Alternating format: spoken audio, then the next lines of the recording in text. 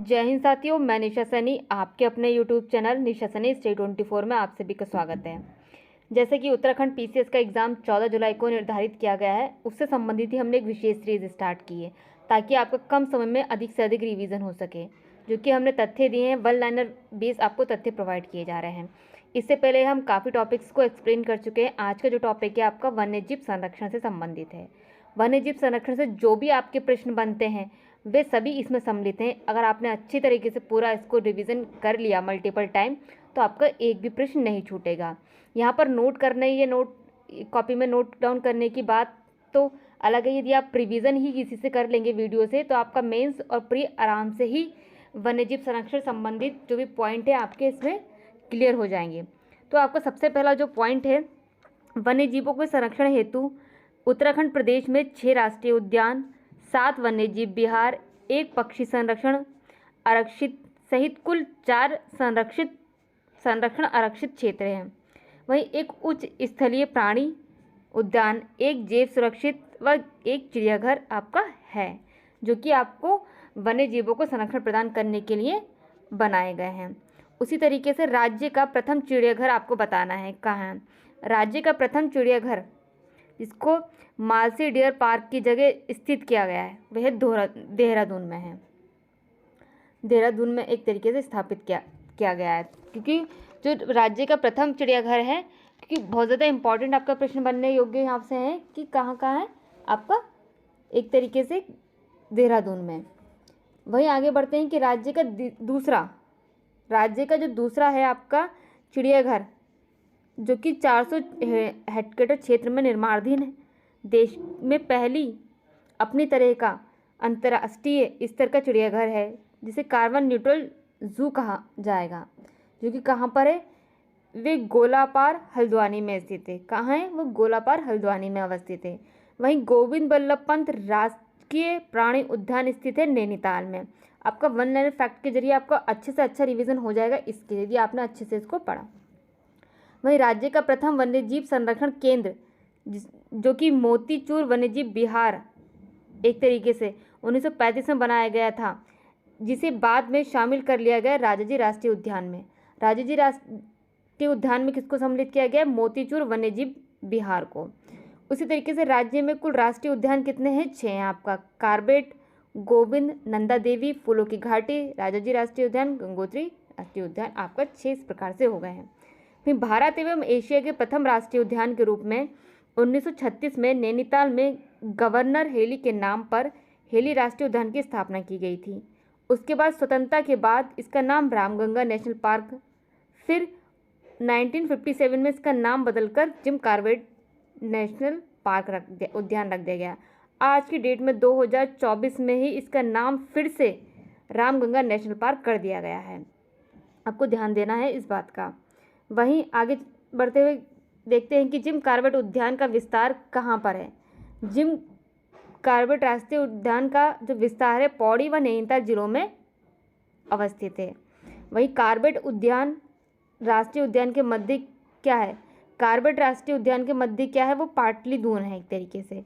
वहीं कॉर्बेट राष्ट्रीय उद्यान के मध्य से होकर कौन सी नदी बहती है, कोसी व डेला नदियाँ बहती हैं। कॉर्बेट व राष्ट्रीय उद्यान के मध्य कौन सी नदी बहती है आपकी, कोसी व डेला नदी बहती है। ये आपका पूछता है इस तरीके के प्रश्न। वहीं किस राष्ट्रीय उद्यान में सर्वाधिक पर्यटक आते हैं, वहीं कॉर्बेट राष्ट्रीय उद्यान में सर्वाधिक पर्यटक आपके आते हैं। वहीं सर्वाधिक बाघों वाला राष्ट्रीय उद्यान कौन सा है, कॉर्बेट राष्ट्रीय उद्यान सर्वाधिक बाघों वाला राष्ट्रीय उद्यान है। उसी तरीके से देश में बाघों का सर्वाधिक घनत्व वाला राष्ट्रीय उद्यान कौन सा है, कॉर्बेट राष्ट्रीय उद्यान। ये कॉर्बेट राष्ट्रीय उद्यान एक प्रमुख उद्यान है जो कि बहुत ज़्यादा एक तरीके से उत्तराखंड राज्य में प्रसिद्ध है, क्योंकि इसकी विविधता जो है एक तरीके से बहुत ज़्यादा है, ताकि आप अच्छी तरीके से इसमें अधिकतर वन्य जीवों को सुरक्षित रख सकते हैं। वहीं कॉर्बेट को प्रोजेक्ट टाइगर के अंतर्गत कब सम्मिलित किया गया है, यानी कॉर्बेट राष्ट्रीय उद्यान को प्रोजेक्ट टाइगर के अंतर्गत कब सम्मिलित किया गया, 1973 में सम्मिलित किया गया। वहीं राजाजी राष्ट्रीय उद्यान को प्रोजेक्ट टाइगर के अंतर्गत कब सम्मिलित किया गया, 2015 में, अप्रैल 2015 में। कॉर्बेट जो प्रोजेक्ट टाइगर है ना आपका, उसमें कॉर्बेट राष्ट्रीय उद्यान को 1973 में और राजाजी राष्ट्रीय उद्यान को 2015 में सम्मिलित किया गया। वहीं राजाजी उद्यान में एशियाई हाथियों के साथ साथ चीला व घोरी रेंज में क्या है? राष्ट्रीय उद्यान में एशियाई हाथियों के साथ साथ और कौन से एक तरीके से जीव हैं वहाँ पर हैं? बाघ यानी टाइगर को वहाँ पर रखा गया है। उसी तरीके से राजाजी राष्ट्रीय उद्यान के चीला रेंज में पर्यटकों हेतु क्या उपलब्ध है? एलिफेंट सफारी उपलब्ध है। एलिफेंट सफारी कहाँ पर उपलब्ध है? राजाजी राष्ट्रीय उद्यान के चीला रेंज में पर्यटकों के लिए एलिफेंट सफारी आपकी स्थापित की गई है। वहीं फूलों की घाटी या पुष्पावती राष्ट्रीय उद्यान चमोली जिले में है, वो किस लिए एक तरीके से जाना जाता है? वे नरवर गंधमदन पर्वतों के मध्य है। एक तरीके से फूलों की घाटी या पुष्पावती राष्ट्रीय उद्यान चमोली जिले में कहाँ पर है? वो नरवन गंधमदन पर्वतों के मध्य स्थित है। वहीं फूलों की घाटी की खोज 1931 में ब्रिटिश पर्वतारोही फ्रैंक साइमन ने की थी। फूलों की घाटी की खोज किसने की थी? एक ब्रिटिश पर्वतारोही थे फ्रैंक इस्माइल। कब की थी? 1931 में। उन्होंने अपनी पुस्तक द वैली ऑफ फ्लावर में इस घाटी को विश्व के सामने लाया। वहीं इस पुस्तक में उन्होंने 2500 पुष्पों व वनस्पतियों की एक जगह उपस्थिति होने का उल्लेख किया। वे यहाँ से कितने पुष्पों के बीज अपने देश ले गए थे? लगभग 250 पुष्पों के बीज वे अपने साथ ले गए थे। वहीं फूलों की घाटी में कौन सी नदी बहती है? पुष्पावती नदी फूलों की घाटी में बहती है। 1982 में स्थापित नंदा देवी राष्ट्रीय उद्यान कहाँ स्थित है? ये नंदा देवी राष्ट्रीय उद्यान चमोली जिले में अवस्थित है।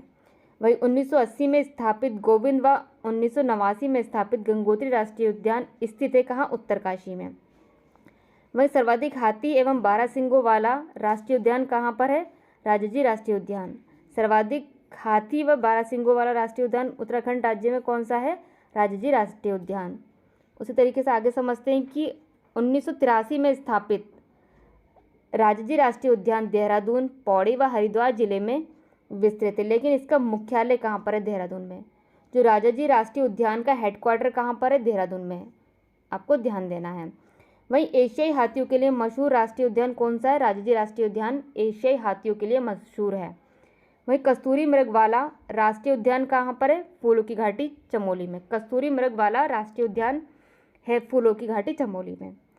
वहीं सबसे पुराना और सबसे नया राष्ट्रीय उद्यान कौन सा है? सबसे पुराना राष्ट्रीय उद्यान आपका जिम कॉर्बेट एक तरीके से नेशनल पार्क है। सबसे नया है आपका गंगोत्री जो कि उत्तरकाशी में अवस्थित है। सबसे बड़ा और सबसे छोटा राष्ट्रीय उद्यान कौन सा है? सबसे बड़ा राष्ट्रीय उद्यान गंगोत्री है और सबसे छोटा है फूलों की घाटी। ऊपर आपसे पूछा गया था कि सबसे पुराना और सबसे नया। सबसे पुराना है कॉर्बेट, सबसे नया है गंगोत्री और सबसे बड़ा है आपका गंगोत्री, लेकिन सबसे छोटा है आपका फूलों की घाटी राष्ट्रीय उद्यान। वहीं सर्वाधिक राष्ट्रीय उद्यानों और अभयारण्यों वाला जिला कौन सा है? चमोली। सर्वाधिक राष्ट्रीय उद्यानों वाला अभयारण्यों वाला जिला कौन सा है? चमोली। आप हमारे साथ इसी तरीके से बने रहिए। जो भी वन्य जीव संरक्षण से संबंधित आपके फैक्ट आएंगे अगली वीडियो में आपके लिए दिए जाएंगे। जय हिंद, जय भारत।